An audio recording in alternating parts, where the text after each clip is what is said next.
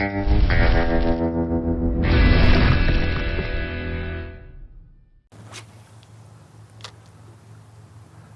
was a very odd presentation, but it sure does work.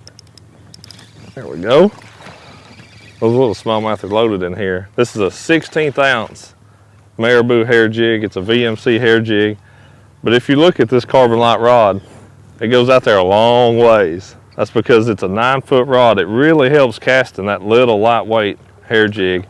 And it also helps for fighting those fish. The only hard part is swinging the fish to you because you've got so much rod out there. Come here, little buddy. But that little bitty light bait, man, being able to throw it out there a long ways, that 9-foot rod, you've got that much more line out to start with, and you can really get that bait out there and catch those smallmouth. Let's let him go.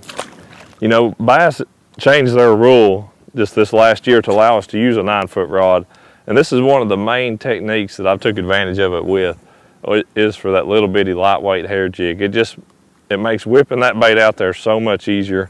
Fishing on 10-pound Bass Pro Hyper Braid, a 6 or 8-pound XPS fluorocarbon leader.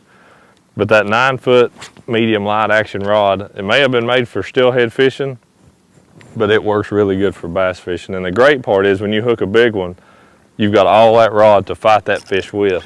These are small ones here, but you've got a whole bunch of rod to be able to fight that fish, and it just absorbs that shock, you know, so you don't have to worry about horsing that fish or the hook pulling out. You're going to get them. It just does take some getting used to trying to swing the fish in the boat to you if they're small like that. Let's let him go. Let's see if we can catch another one.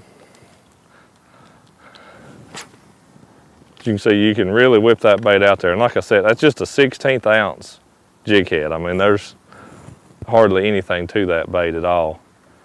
And I like to steady reel that back. Even though it's a black hair jig, swimming it through the water like that is extremely effective. I honestly don't know exactly what those smallmouth think that it is. Golly. But they sure do bite it at times. I've caught them on this thing from Wisconsin to even at home in Tennessee. I've caught them on this little hair jig. And it's best on conditions like this where you've got bright sunny skies, very little wind, because it's so subtle, and of course clear water. There we go.